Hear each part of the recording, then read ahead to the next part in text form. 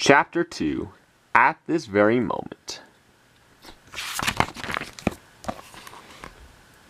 Meanwhile, in another part of town, we narrow our gaze and peer into shadowy confines. And there, a petulant soul reveals a plot of spiteful malice, a petty prelude to awakenings.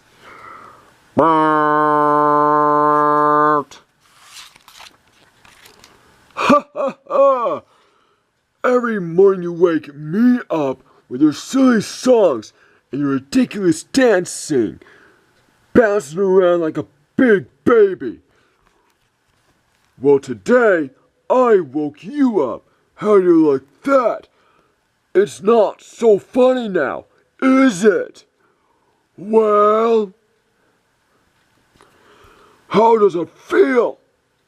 It feels wonderful. Good morning, Grandpa. Ugh. Get your greasy paws off of me! Why are you always so darn happy?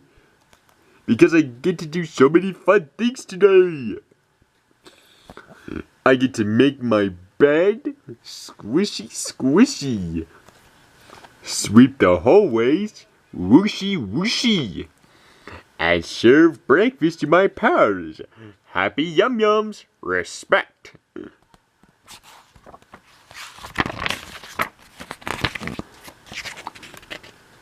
Those things aren't fun. And tonight, we get to have the most fun of all.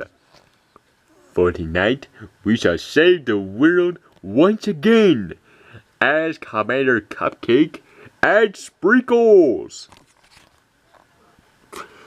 That's a hard no. I ain't doing that again.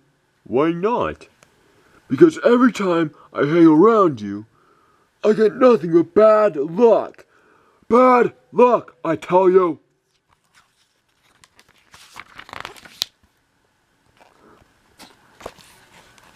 But Grandpa, bad luck can be a good thing.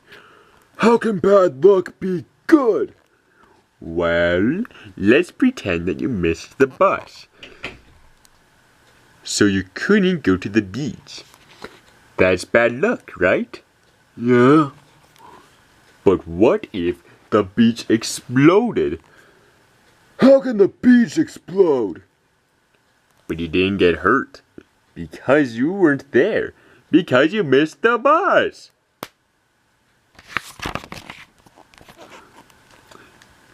You'll never know what worse bad luck your bad luck has saved you from. That's the dumbest thing I have ever heard. But Grandpa, leave me alone. I'm gonna spend the next 24 hours here in this jail cell, away from you, and away from superhero costumes. Wait, what's that noise? Commander Cupcake rules. Sprinkles forever. I love them both. Well, folks, it looks like the whole town is here to celebrate our new heroes. I wish they were here too, to bask in the glory. Quick, give me my costume. End of chapter 2.